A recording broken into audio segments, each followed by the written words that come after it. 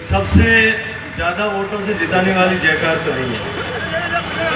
थानागाजी में हेम सिंह भडाना जीतेगा, हेम सिंह जी जीतेंगे ये तो मुझे पता है, पर राजस्थान में सबसे ज्यादा वोटों से अगर आप सोचते हो और मानते हो कि ये जीतेंगे तो दोनों हाथ खड़े करो। जो जो ये मानते हैं वो दोनों हाथ खड़े करो। और ये पंजाब ने तो देखते हैं ना, दिखाते हैं। संकल्प की मुट्ठी बंद करो और पूरी ताकत से बोलो भारत माता की, भारत माता की। भारतीय जनता पार्टी के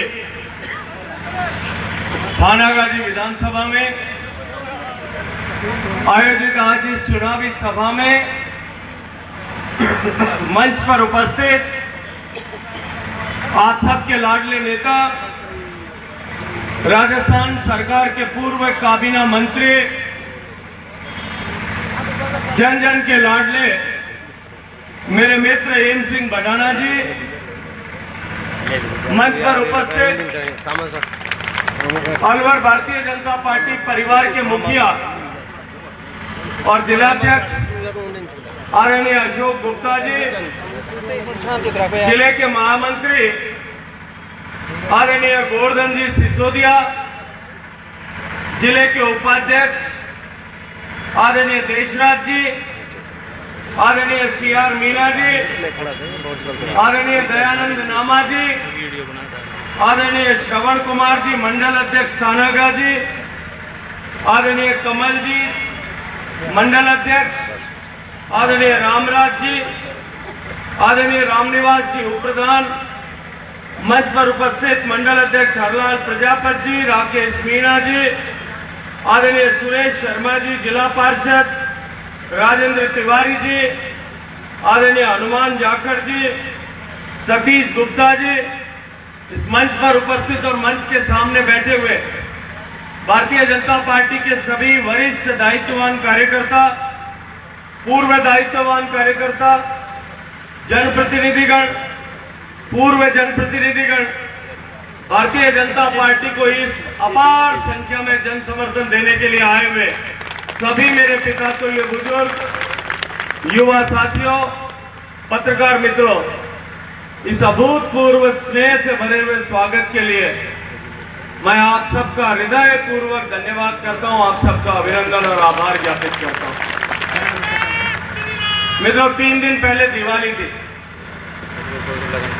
मैं दिवाली की आप सबको अनंत कोटि शुभकामनाएं प्रेषित करता हूं। मित्रों, दिवाली के ये दीपक हम सबके जीवन में एक रोशनी लेकर के आए और इस दिवाली के दियों से जो राजस्थान के लोगों ने संकल्प किया है कि राजस्थान से इस कुशासन के अंधेरे को मिटा करके, राजस्थान से इस कदाचार के राज को मिटा करके राजस्थान में सुराज की स्थापना करेंगे, राजस्थान में सदाचार की स्थापना करेंगे। मैं इस संकल्प के लिए आप सबका अभिनंदन करता हूं, आप सबको अभिवादन करता हूं। मित्रों, अब की बार का साल बहुत विशेष साल है। अब की बार के साल में हमको 4 बार दिवाली मनाने का मौका मिलेगा। सामान्यतया हम साल में 1 बार दिवाली मनाते हैं। हम सबके लिए निश्चित रूप से दिवाली बहुत महत्वपूर्ण होती है। अब की बार हम 4 बार दिवाली मनाएंगे। जब दिवाली होती है, माननीय प्रधानमंत्री जी कल मारवाड़ में एक सभा में कह रहे कि दीपावली में माताएं बहनें घर की सफाई करती हैं। और सफाई कैसे करती हैं कि घर का कोई भी कोना, छोटे से छोटा किनारा, कहीं बचा हुआ कोई खांचा, कोई भी बाकी नहीं रहता। सब जगह पर तन्मयता और तल्लीनता के साथ में मेहनत करके, सफाई करके सारे कचरे को बाहर निकाल देती है। अब की बार इस दिवाली पर राजस्थान के कचरे को भी साफ करना है कि नहीं करना है? जैसे माताएं बहनें करती है वैसे तल्लीनता से करना है कि नहीं करना है? एक एक कोने खांचे में से निकाल करके भी करना है कि नहीं करना है? हमने एक दिवाली मनाई, राजस्थान के लोग दूसरी दिवाली 3 तारीख को जिस दिन परिणाम आएगा उस दिन मनाने वाले हैं। ये ये दिवाली जो अभी 3 दिन पहले गई है, ये दिवाली हम मनाते हैं भगवान राम के रावण पर विजय के उस प्रतीक के रूप में, उस स्मृति के रूप में, जब भगवान ने कदाचार के राज को समाप्त करके, अन्याय को समाप्त करके सुशासन को स्थापित किया, रामराज्य को स्थापित करने के लिए वो रावण का वध करके वापस अयोध्या में लौटे थे। तब अयोध्या वासियों ने राम के सम्मान में और सुशासन के आगमन के प्रतीक के रूप में घी के दिए जला करके दिवाली मनाई थी। मित्रों, 3 तारीख को ठीक वैसी ही परिस्थिति राजस्थान में होगी।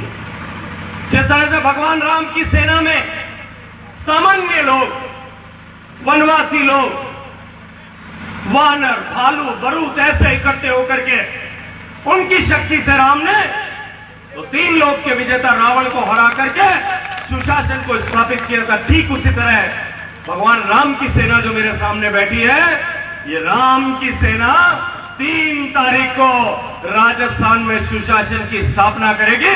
उस दिन हम लोग एक बार फिर दिवाली मनाएंगे। तीसरी दिवाली, जिस चीज का हम सनातनी लोग पिछले 450 साल से इंतजार कर रहे हैं। हम सब के पूर्वजों ने जिस राम मंदिर के निर्माण के लिए भगवान राम जो भारत के सनातन धर्म के लोगों के, सनातन मतावलंबियों के लोगों के आस्था का प्रतीक है, उनके लिए अस्मिता का प्रतीक है, जो भारत के सम्मान का सूचक है, उस भगवान राम का मंदिर अयोध्या में जन्म स्थान पर बनना चाहिए। आपके और मेरे पूर्वजों ने 450 साल तक गिन गिन करके अपने शीश दान उसके लिए किए। ये भारत के सम्मान का प्रतीक था। आजादी के बाद में भी निरंतर हमारी उस साधना को रोकने का जिस तरह से प्रयास किया गया, भगवान राम के अस्तित्व को नकारने के षड्यंत्र किए गए, भगवान राम के अस्तित्व को चुनौती दी गई, न्यायालयों में झूठे एफिडेविट दायर किए गए। राम तो कपोल कल्पना थे, ऐसे दावे और वादे किए गए। उन सबको जुटला करके नरेंद्र मोदी जी के आशीर्वाद से, उनके संयोजन से अयोध्या में जो भगवान राम का मंदिर बन रहा है, 22 जनवरी को हम सब लोग उसकी ध्वजा का दर्शन करते हुए भगवान राम जी के मंदिर के प्राण प्रतिष्ठा का साक्षी बनेंगे। उस दिन हिंदुस्तान का हर एक बेटा जो दुनिया के किसी भी कोने में रहता होगा और भारतीयता उसके जीवन में कहीं भी तनिक सी बची रह गई होगी, वो अपने घर में घी के दिए जला करके तीसरी दिवाली इस साल की मनाने वाले। और एक और दिवाली मनेगी, वो चौथी दिवाली होगी जब मई के महीने में गरीब के घर में दिवाली लाने वाला नरेंद्र मोदी एक बार फिर तीसरी बार आप लोगों के आशीर्वाद से देश का प्रधानमंत्री बनेगा। गरीब के जीवन में परिवर्तन लाने के लक्ष्य को लेकर, वो संकल्प को लेकर के जो साधना माननीय नरेंद्र मोदी जी ने पिछले 10 साल की है, वो गरीब जो लगभग ये विश्वास खो चुका था पिछले 7 दशक में कि सरकार में कोई बैठ करके हमारी भी कभी चिंता करेगा। उन लूट खसोटों की सरकारों के बीच में, 10 साल के यूपीए के काले शासन के उस अंधियारे के बीच में, जब सामान्य मानवी यह मानने लगा था गांव में बैठा हुआ कि लाखों करोड़ रुपए के जो घोटाले होते हैं, जिस तरह से भाई भतीजावाद होता है, जमीन के अंदर कोयले से लेकर के आसमान में हेलीकॉप्टर तक खरीदों में जिस तरह के घोटाले होते हैं, लोगों के मन में यह संदेह हो गया था कि यह बाढ़ जिसको चुन करके हम देश को चलाने के लिए, गरीब के भले के लिए चुन करके भेजते हैं, वो बाढ़ी खेत को खाने लगी है। उस समय नरेंद्र मोदी जी को जब आपने आशीर्वाद दिया और इस 10 साल में सामान्य मानवी के जीवन में परिवर्तन लाने के लक्ष्य को लेकर के जितनी योजनाएं चलाई गई, गरीब को घर दिया, घर में गैस का चूल्हा दिया, उस मां की चिंता की जिस मां को अपने बच्चों को बारिश में टपकती हुई कच्ची फूस की छत से अपने बच्चे को बचाने के लिए, सर्दी की उस रात को ठिठुरने से बचाने के लिए जागते रहना पड़ता था, उसको पक्का मकान दिया, उसके घर में धुएं से मुक्ति दिलाने के लिए गैस का चूल्हा दिया। मेरे छोटे भाइयों को जिनको अंधेरे में रात में लालटेन की रोशनी में, चिमनी की रोशनी में पढ़ना पड़ता था, मित्रों ऐसे 4 करोड़ घरों तक रोशनी पहुंचाने का काम जिन्होंने किया, 18,000 पंचायतों तक बिजली पहुंचाने का काम जिन्होंने किया, 9 करोड़ घरों तक गैस का चूल्हा पहुंचाने का काम किया, 11 करोड़ माताओं बहनों को एक भाई की तरह उनकी अस्मिता, उनकी गरिमा के साथ में जो नित्य प्रतिदिन उनको समझौता करना पड़ता था, अंधेरे का इंतजार करना पड़ता था, या सूरज उग न जाए उसके लिए रात में चमक करके 3 बार उठना पड़ता था, क्योंकि अंधेरा अगर छट गया, सूरज अगर उग गया तो मेरी गरिमा तार तार हो जाएगी। उस मां को गरिमा के साथ समझौता करने से मुक्ति दिलाने का काम एक भाई की तरह जिसने किया, उस नरेंद्र मोदी को जिसने 11 करोड़ घरों में शौचालय बनाए, 45 करोड़ गरीब परिवारों को जो रात सहायता का पैसा देने के लिए, प्राप्त करने के लिए जो रिश्वत देनी पड़ती थी, उस भ्रष्टाचार से मुक्त कराने के लिए बैंक के खाते खोलने वाले नरेंद्र मोदी को, घर घर में पीने का पानी पहुंचाने का संकल्प लेकर के जल जीवन मिशन योजना प्रारंभ कर 2019 से लेकर के अब तक 10 करोड़ से ज्यादा माताओं बहनों के सिर पर से मटके का बोझ उतारने वाले नरेंद्र मोदी को, गरीब को चिकित्सा के खर्चे से मुक्ति दिलाने और उस डर से मुक्त करने वाले नरेंद्र मोदी को, इस देश को परिवर्तित करके देश का सम्मान पूरी दुनिया में बढ़ाने वाले नरेंद्र मोदी को, 11 करोड़ लोगों को गरीबी की रेखा से बाहर निकालकर सम्मान के साथ जीने का अवसर देने वाले नरेंद्र मोदी को, लाखों का लाख महिलाओं को लखपति दीदी बनाने वाले नरेंद्र मोदी को आप लोग एक बार फिर आशीर्वाद देकर के इस भारत को विकसित भारत बनाने का संकल्प पूरा करने के लिए तीसरी बार देश का प्रधानमंत्री जब मई में बनाएंगे, तब हम चौथी बार दिवाली मनाएंगे। हम सौभाग्यशाली हैं मित्रों कि हमको 4 बार दिवाली मनाने का अवसर मिला। मित्रों, ये वोट की ताकत। आजादी से पहले राजा वो होता था जो रानी के पेट से जन्म लेता था, लेकिन आजादी के बाद बाबा साहब अंबेडकर ने जो संविधान हमको दिया, वो संविधान के बदौलत मैं नमन करना चाहता हूं बाबा साहब। वो संविधान के बदौलत आज राजा वो होता है, शासक वो होता है जो वोट की पेटी से जन्म लेता है। और वोट की पेटी में कौन जन्माता है? आप और हम लोग मिलकर के जन्माते। हम राजा चयन करते हैं, इसलिए हमारा एक वोट जो राजा का निर्माण करता है, जो शासक को चुनता है, वो अत्यंत महत्वपूर्ण वोट होता है। और हमको वोट का फर्क तो देखना ही पड़ेगा, हमको तुलना करके देखना पड़ेगा। एक वोट का देखिए, एक वोट आपने ठीक जगह पर दिया। जैसा मैंने कहा, इतनी सारे परिवर्तन गरीबों के जीवन में आए, घर बना, चूल्हा बना, जो है शौचालय बना, गरीब के घर में बिजली पहुंची, खेत तक पानी पहुंचने के लिए लाखों एकड़ की सिंचाई की व्यवस्था हुई, गरीब को सम्मान के साथ जीने का अधिकार मिला। एक वोट आपने सही जगह पर दिया, भगवान राम जी का मंदिर बन रहा है। एक वोट आपने सही जगह पर दिया, 370 की धारा बिना एक गोली चलाए हुए इस देश से हमेशा हमेशा के लिए वो कलंक हटाने का, मिटाने का काम नरेंद्र मोदी जी।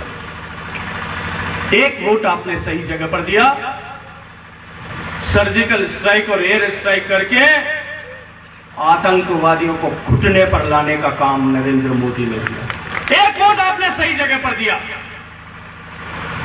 पहले रात को 3 बजे न्यायालय खुलते थे आतंकवादियों के, कि उनको सजा से किस तरह से, फांसी की सजा से बचाया जा चुके। और अभी एक वोट आपने ठिकाने पर दिया, 3 बजे रात को आतंकवादी को गोली से मार करके और उसको भारत माता के विरुद्ध षड्यंत्र करने की सजा दी जाती है। 3 बजे रात को भारत के वीर सैनिक पाकिस्तान में जाकर के आतंकवादियों के अड्डों को नेस्तनाबूद करते हैं। भारत के हवाई जहाज जाते हैं और बम बारिश करके पाकिस्तान में बालाकोट में जाकर के आतंकवादी ट्रेनिंग कैंपों को समाप्त कर देते हैं। और आपने एक वोट सही जगह पर दिया, भारत एक स्पष्ट संदेश पूरी दुनिया को दे पाया कि भारत के विरुद्ध चलने वाली हर एक गतिविधि, चाहे वो भारत की भूमि से हो रही हो या भारत की भूमि से बाहर कहीं से हो रही हो, अब भारत बर्दाश्त नहीं करेगा। एक वोट आपने सही जगह पर दिया। ये अलवर सैनिकों की धरती है, अलवर सुरमाओं की धरती है, ये अलवर इतिहास रचने वाले लोगों की धरती है। एक वोट पर आपने सही जगह पर दिया। जिस सम्मान के लिए हमारे सैनिक बंधु पिछले 6 दशक से इंतजार कर रहे थे, कांग्रेस पार्टी ने 500 करोड़ रुपए का झुंझुना देकर के ओआरओपी की जो बात की थी, लगभग 90,000 करोड़ रुपए अब तक मेरे वीर सैनिकों के खाते में डाल करके और भी ओआरओपी लागू करने का काम जिसने किया। एक वोट की ताकत, आपके एक वोट की ताकत। अगर मुझे योजनाओं की बात करनी हो और एक वोट की ताकत की बात करनी हो तो हेम सिंह जी एक दिन यहां पर भर्तृहरि महाराज का जागरण करना पड़ेगा। जागरण होता है कि नहीं होता? आपको भर्तृहरि बाबा करते हो कि नहीं करते? भर्तृहरि बाबा के जागरण में क्या करना पड़ता है? एक भजन मंडली बुलानी पड़ती है, 2, 4, 5 भजन गाने वाले बुलाने पड़ते हैं कि नहीं बुलाने पड़ते? उसके साथ में क्या क्या चाहिए होता है?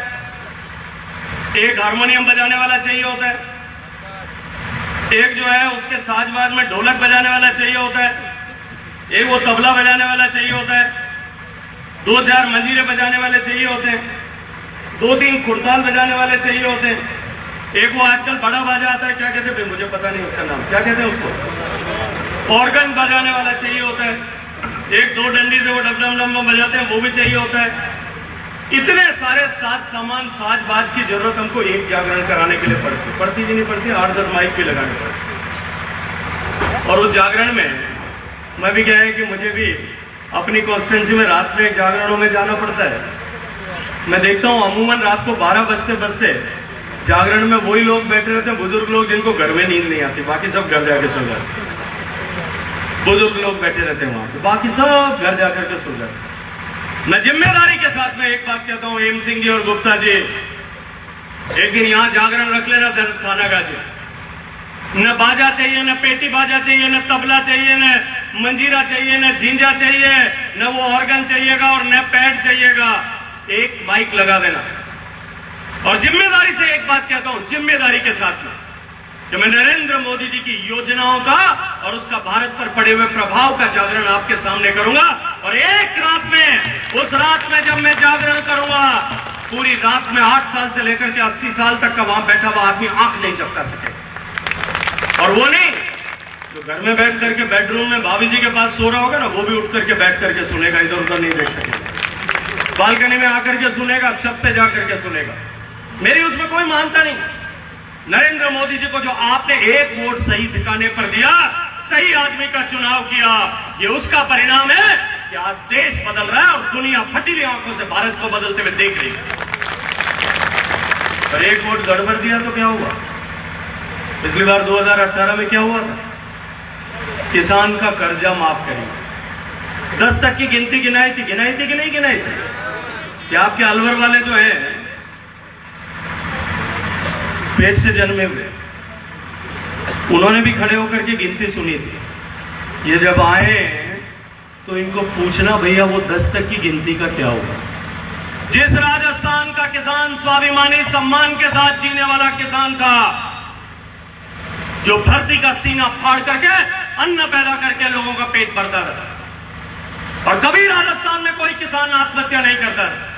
इस निगम्मी सरकार ने जो वादा किया है, इस कांग्रेस पार्टी ने, इसके आकाओं ने लेकर के इस सरकार में बैठे हुए मुखिया तक ने जो वादा किया था कि 10 दिन में किसान का कर्जा माफ करेंगे, किसान का कर्जा माफ नहीं हुआ, उल्टा 20,000 किसानों की जमीन नीलाम हो गई और 2,000 से ज्यादा किसानों को खून के आंसू बहाते हुए आत्महत्या करनी पड़ी। उन किसानों के दर्द, उन किसानों की आत्महत्या का बदला लेने की जिम्मेदारी किसकी है? आपकी जिम्मेदारी है कि नहीं है? हमारी जिम्मेदारी है कि नहीं है? एक वोट आपने गलत दिया। राजस्थान का किसान बाजरा पैदा करता है, सबसे ज्यादा बाजरी पैदा होती है कि नहीं होती है राजस्थान? हमारे पड़ोस में गुजरात में बाजरी पैदा होती है, हरियाणा में बाजरी पैदा होती है, मध्य प्रदेश में बाजरी पैदा होती है और दक्षिण भारत में आंध्र प्रदेश में बाजरी पैदा होती है। मुख्य रूप से इन 4 जगहों पर 5 जगह बाजरी पैदा होती है। भारत सरकार ने, माननीय मोदी जी ने, देश के किसान को, देश के अन्नदाता को सम्मान देने के लिए उसको आर्थिक रूप से खुशहाल बनाने के लिए देश में पहली बार कृषि नीति में आमूलचूल परिवर्तन किया। किसान की खेती को, कृषि क्षेत्र को जो उत्पादकता के नजरिए से देखा जाता था कि कितना उत्पादन हो रहा है, उसकी बजाय किसान को लाभ कितना मिल रहा है इस दृष्टि से देखने का जब क्रम प्रारंभ किया तो एमएसपी पर खरीद होनी चाहिए, इसको सुनिश्चित किया। मुझे कृषि मंत्री के नाते पिछली सरकार में मोदी जी के काम करने का सौभाग्यपूर्ण अवसर मिला। माननीय प्रधानमंत्री जी ने पिछले 5 साल में जब मोदी जी का शासन था 14 से 19 के बीच में, तब देश के किसान को लाभकारी मूल्य मिले, 1.5 गुना एमएसपी में का मूल्य मिलना चाहिए, इसको सुनिश्चित करने का काम किया। न केवल मूल्य बढ़ाया था, अभी तो खरीद को भी कई गुना बढ़ाने का काम किया। लेकिन उससे आगे बढ़कर के माननीय प्रधानमंत्री जी ने कभी अपने सपने में भी नहीं सोचा होगा, आपने और मैंने, जो भाव गेहूं के उससे ज्यादा भाव बाजरी का होगा। सोचा था आपने कभी? गेहूं से ज्यादा बाजरी की एमएसपी होगी। आज बाजरी की एमएसपी 2500 रुपए है, 2500 रुपए की, और पिछले साल बाजरी की एमएसपी जो है 2375 रुपए। हरियाणा के किसान ने जितनी बाजरी उगाई, एक एक दाना बाजरी का हरियाणा की सरकार ने, मनोहर लाल खट्टर जी का अभिनंदन करता हूं, उन्होंने खरीदा। मध्य प्रदेश के किसान ने जितना बाजरा उगाया, सारा का सारा बाजरा मध्य प्रदेश के मुख्यमंत्री माननीय शिवराज सिंह जी ने खरीदा सरकार के माध्यम से, उनके माध्यम से भारत सरकार ने खरीदा। गुजरात में विजय रूपाणी जी की सरकार थी, बाद में भूपेंद्र पटेल जी की सरकार, उसके माध्यम से भारत सरकार ने एक एक दाना बाजरी जो गुजरात के किसान ने उगाई वो 2375 रुपए में खरीदी। और आपके और मेरे राजस्थान के किसान का क्या हुआ? 3 बार हमने व्यक्तिगत रूप से जाकर के चिट्ठी लिख करके अनुरोध किया, भारत सरकार से चिट्ठी भिजवाई, राजस्थान सरकार एक चिट्ठी भेज दे, राजस्थान के किसान की बाजरी भी हम 2375 रुपए में खरीदेंगे। इन्होंने चिट्ठी नहीं भेजी और आपको 1200 रुपए में बाजरी बेचनी पड़ी। एक किसान का 1000 रुपया बोरी का नुकसान करने का पाप जिस सरकार ने किया है, वो आपने एक वोट गलत दिया था ना, उसके कारण एक वोट आपने गलत दिया। एक वोट सही दिया था, राम जी का मंदिर बना, और एक वोट गलत दिया, इस अलवर में शिवलिंग को, शिवालय को ड्रिल मशीन लगा करके तोड़ा गया था। याद है कि नहीं याद? एक वोट आपने गलत दिया, सालासर में राम दरबार को क्रेन लगा करके तोड़ने का काम।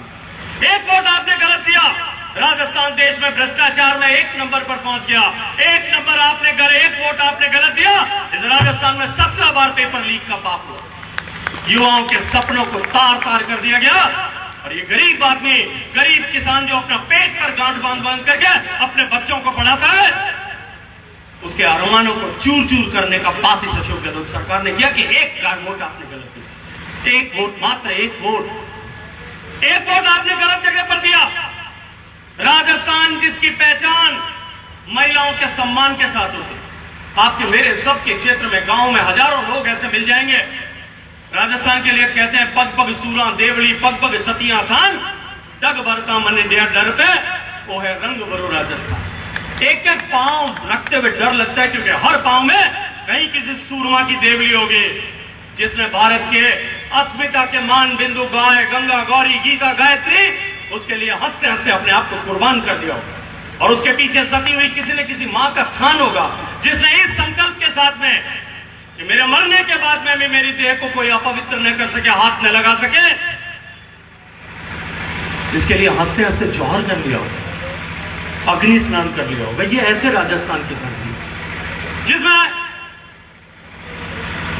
यहां से पास में सवाई माधोपुर में राणा हमीर देव की पत्नी रानी रंगा देवी ने 26,000 माताओं बहनों के साथ में, आपकी मेरी सबकी दादियां नहीं होंगी, 26,000 माताओं बहनों के साथ में जल में समाधि ले ली थी कि उनकी देह को कोई अपवित्र हाथ छू न पाए।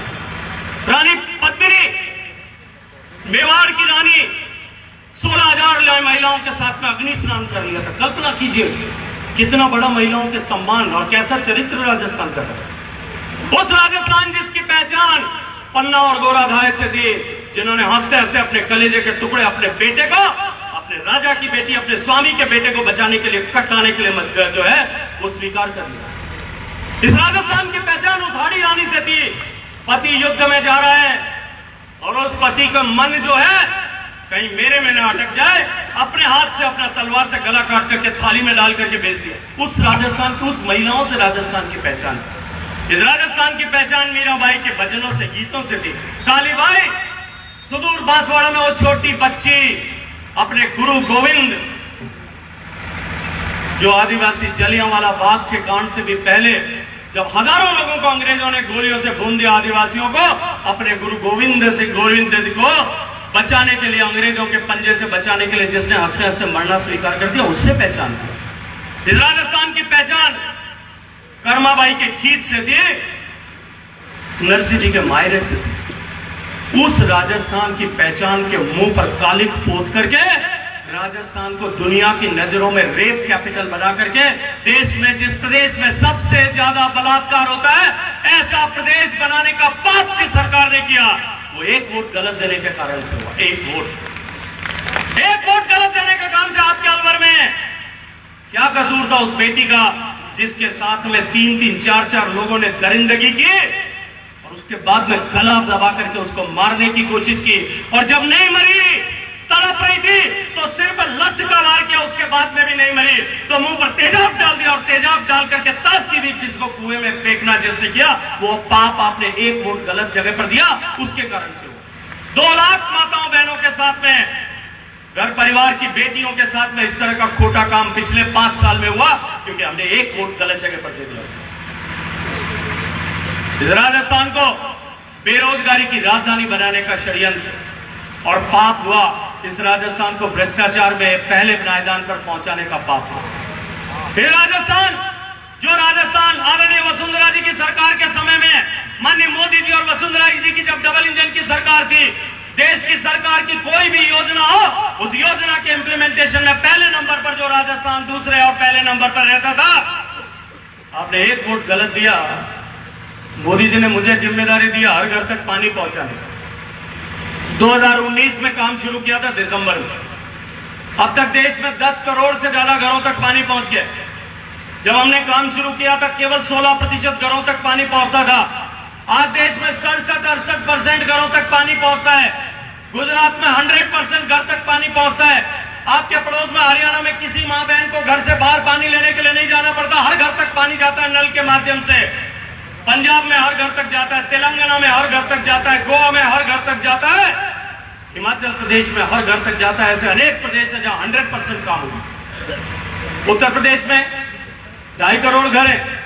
जब काम शुरू किया था तो कुल मिलाकर के कोई 12-15 लाख घरों तक पीने का पानी नल के माध्यम से जाता था, आधा % भी नहीं था। आज 65% पहुंच गया। मैं राजस्थान का बेटा हूं।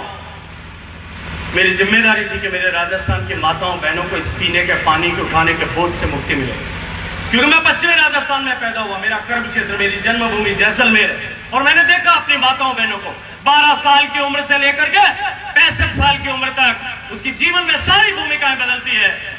वो छोटी बेटी, बड़ी बेटी, शादी होकर के किसी घर की बहू, बच्चे हो जाएं तो मां बन जाती है, मां होने के बाद बच्चे बड़े हो जाएं बड़ी बहू बन जाती है, और उसके बाद बच्चों की शादी हो जाए सास बन जाती है, बच्चों के बच्चे हो जाए दादी और नानी बन जाती है।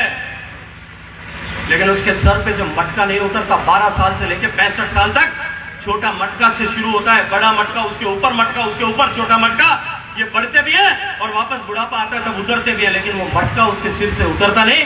वो जो ईंडानी रख करके पानी लेने के लिए जाते उसका निशान उसके सिर पर बन जाता है। मैंने देखा है 15-15 किलोमीटर रोज पानी लेने के लिए मेरी माताएं बहनें चलती है रोज, और अपने जीवन में जितना पानी लेने के लिए वो परिश्रम करती है, जितने कदम चलती है, अगर सारे कदमों को एक लाइन में जोड़ दिया जाए, आप भरतरी की परिक्रमा करते होंगे, गोवर्धन की परिक्रमा करते होंगे, वो अपने जीवन में धरती की 3 बार परिक्रमा करने जितना परिश्रम करते। उसके सर से मटका उतरना चाहिए, उसको इस बोझ से मुक्ति मिलनी चाहिए, उसको इस अभिशाप से मुक्ति मिलनी चाहिए। मैं राजस्थान का बेटा था, मेरे राजस्थान को नियम कानून इस तरह से बनाए कि सबसे ज्यादा पैसा मिलना चाहिए। मैंने 30,000 करोड़ रुपए का एलोकेशन किया माननीय प्रधानमंत्री जी के आशीर्वाद से। माननीय प्रधानमंत्री जी का आशीर्वाद से राजस्थान के 1 करोड़ 5 लाख घरों तक पानी पहुंचना चाहिए। उसके लिए 60-70 हजार करोड़ रुपए की योजनाएं सैंक्शन की, एक भी घर बाकी न रहे ऐसी योजनाएं सैंक्शन कर दी। जब सबसे ज्यादा पैसा मोदी जी ने दे दिया और सारी योजनाएं सैंक्शन कर दी, तो काम तेज गति से होना चाहिए कि नहीं होना चाहिए? होना चाहिए कि नहीं होना चाहिए? राजस्थान में हुआ क्या? और उसमें क्या हुआ? भ्रष्टाचार हुआ। ठेका देने में भ्रष्टाचार, पाइप खरीदने में भ्रष्टाचार, मोटर खरीदने में भ्रष्टाचार, पाइप जमीन में डालने में घोटाला, टंकी बनाने में घोटाला। और इस जल जीवन मिशन को घोटाला मिशन बनाने का पाप जिन लोगों ने किया वो इसलिए कर पाए क्योंकि आपने एक वोट खोटी जगह पर दे दिया। आज राजस्थान जिसने 12% से शुरू किया अभी 40% तक भी नहीं पहुंचा। राजस्थान को ऐसी सारी योजनाएं, मैंने तो एक उदाहरण दिया है, ऐसी सारी योजनाओं में पीछे धकेलने, नीचे धकेलने का पाप इसलिए कर पाए क्योंकि एक वोट आपने गलत जगह दे दिया। अब आप तुलना कर लीजिए, मैं ऐसी बहुत सारी बातें बता सकता हूं, लेकिन एक वोट सही जगह पर दें और एक वोट गलत जगह पर दें, उसका परिणाम क्या होता है?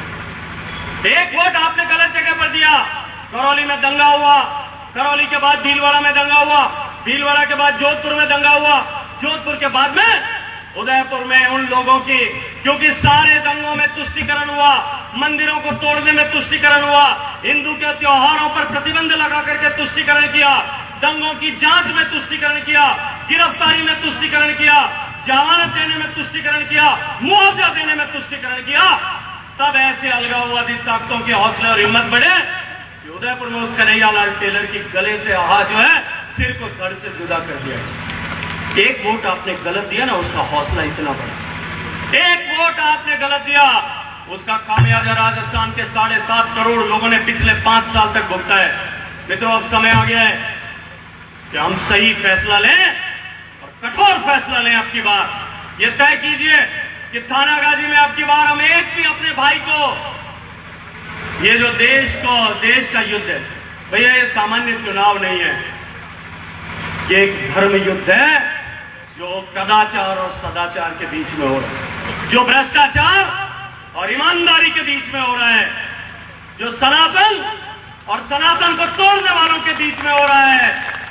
इस धर्म युद्ध में हमारा एक भी भाई, हमारा एक भी परिचित, हमारा एक भी साथी, हमारा एक भी जान पहचान का आदमी। भाई अपन गांव में कोई कथा करते सबको बुलाते हैं कि नहीं? भाई, बेटी, बहन, भतीजी, बुआ, सबको बुलाते हैं कि नहीं बुलाते?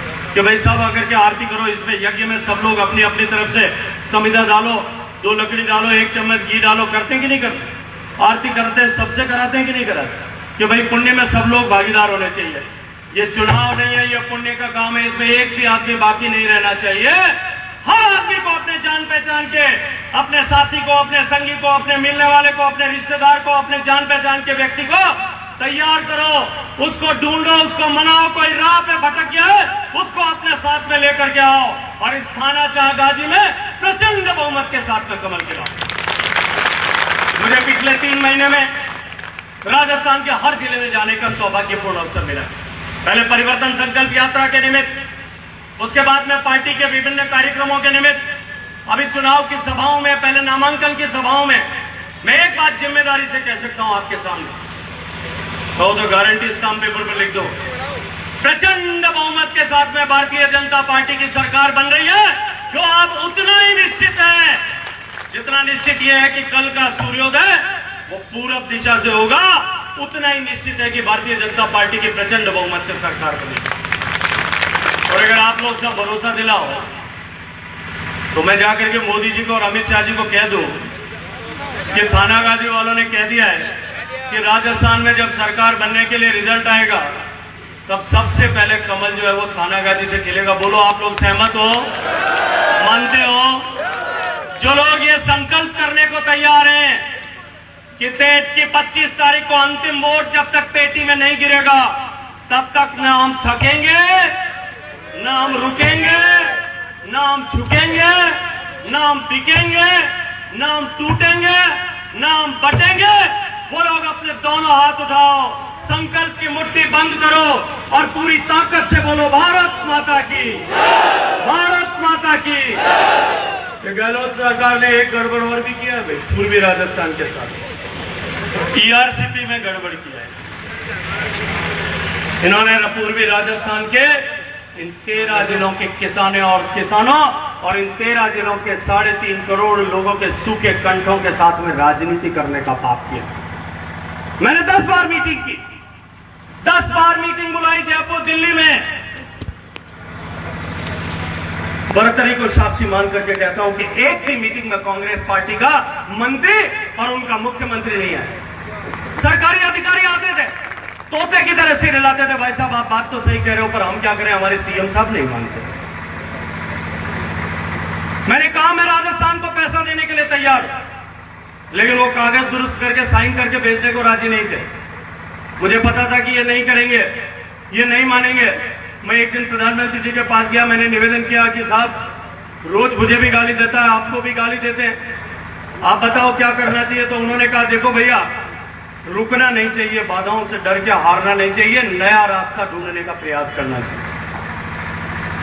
मैंने आईआईटी रुड़की के इंजीनियर्स को बुलाया, आईआईटी खड़गपुर के हाइड्रोलॉजी पढ़ाने वाले, पानी का विज्ञान पढ़ाने वाले लोगों को, एक्सपर्ट्स को बुलाया, मध्य प्रदेश के इंजीनियर्स को बुलाया, राजस्थान के रिटायर्ड इंजीनियर्स को बुलाया, क्योंकि सर्विस वाले आने नहीं देते थे। बिठा करके कई दिन तक हमने 30 दिन तक दिमाग लगाया, दिमाग दौड़ा करके एक नया आइडिया बनाया जिसमें राजस्थान को भी फायदा होता था और मध्य प्रदेश को भी फायदा होता था। और बाद में उसको सुप्रीम कोर्ट ने जो कमेटी बनाई है, अटल जी का जो सपना था कि नदी से नदी जोड़नी चाहिए, हमने उस नदी से नदी जोड़ने के प्रकल्प में उसको सम्मिलित किया। और बाद में एपेक्स कमेटी का चेयरमैन मैं होता हूं, मैंने उस कमेटी में पास करके उसको देश के टॉप 5 लिंक में से जिस पर सबसे पहले काम होगा उसमें सम्मिलित कर दिया। 4000 क्यूसेक पानी मिले, 4000 एमसीएम पानी मिलेगा, 4000 में से 2500 एमसीएम जो राजस्थान को मिलेगा, जिससे राजस्थान के इन 13 जिलों के प्यासे कंटों को अगले 30 साल तक पीने के पानी की गारंटी होगी। और राजस्थान में इन 13 जिलों के लगभग 7.5 लाख एकड़ जमीन, 7.5 लाख एकड़ जमीन को वैसे ही सिंचाई का पानी मिलेगा जैसे पंजाब में, हरियाणा में और गंगानगर में मिलता है। लेकिन गहलोत साहब को लगा कि अगर ये स्कीम पास हो गई, क्योंकि इस स्कीम में 90% पैसा भारत सरकार देगी, 40,000 करोड़ में से जो है 36,000 करोड़ मोदी जी देंगे, 4,000 करोड़ राजस्थान और मध्य प्रदेश को मिलकर खर्च करना है। उसमें भी राजस्थान के हिस्से में 2-2,500 करोड़ आएंगे, उसमें से भी 1500-1600 करोड़ नवनेरा पे खर्च हो गए, 700-800 करोड़ रुपए का खर्चा होकर के राजस्थान के 13 जिलों की तस्वीर और तकदीर बदलने वाली थी। मेरे किसानों को सिंचाई के लिए पानी मिलकर के उनके जीवन बदलने वाला था। लेकिन गहलोत साहब को भैया ये सब नहीं करना था, राजनीति करनी। इस सरकार को राजनीति करनी थी। इस सरकार ने राजनीति करने का पाप किया, इतने लोगों की आशाओं, अपेक्षाओं और उनके भविष्य के साथ खिलवाड़ की। और इन्होंने एक नई योजना बना दी, नाम ईआरसीपी रखा। नवनेरा से पानी उठाएंगे, गालवा ले जाएंगे, ईसरदा ले जाएंगे और बिसलपुर में खत्म कर देंगे। योजना का डिजाइन भी हमने बनाया, क्योंकि हमारे अलावा कोई बना नहीं सकता था। पानी कितना मिलेगा? 500 एमसीएम। मैं कहता था 2,500 एमसीएम ले लो, खर्चा कितना होगा? 15,000 करोड़। मैंने कहा मैं तो 700-800 करोड़ में ही तुमको 2,500 दे रहा हूं। उस 521 एमसीएम से जयपुर, अजमेर और टोंक 3 जिलों को पीने का पानी मिलेगा। न अलवर को 1 बूंद पानी मिलेगा, न करौली को 1 बूंद पानी मिलेगा, न सवाई माधोपुर को 1 बूंद पानी मिलेगा, न और किसी इन पूर्वी राजस्थान के जिलों को 200 सहित किसी को भी 1 बूंद पानी नहीं मिलेगा। मित्रों, पीने के पानी के लिए करोड़ों रुपए देकर के मैंने आपके सब पूर्वी राजस्थान के हर जिले के पीने का पानी चंबल नदी से आए, इसकी योजनाओं को स्वीकृत किया, हजारों करोड़ रुपए दिए। और मैं इस सीआरसीपी के लिए भी आज आपको संकल्प करता हूं। आज माननीय राष्ट्रीय अध्यक्ष जेपी नड्डा जी ने संकल्प पत्र जारी किया है। किसान सम्मान निधि जो मोदी जी ने आपको 6,000 रुपए दी थी, उसको भारतीय जनता पार्टी की सरकार आप बनाने वाले हो, 12,000 रुपए भारतीय जनता पार्टी की सरकार करेगी। और उसी संकल्प पत्र में हमने कहा है बाजरा खरीदेंगे और इस ईआरसीपी को प्राथमिकता के साथ में पूरा करेंगे। मैं आज आपको वादा करके अपनी बात समाप्त करता हूं। पूरी ताकत के साथ में यह तय करिए कि अब की बार एक ओंकार करके बता दीजिए कि अब की बार थानागाजी में कमल खिलेगा। हेम सिंह बडाना जी यहां से जीत करके जाएंगे और इतने वोटों से जीत करके जाएंगे कि राजस्थान के लोगों की आगे बढ़ जाएंगे। बोलो, मानते हो कि नहीं मानते हो? दोनों हाथ खड़े करो और पूरी ताकत से बोलो, भारत माता की।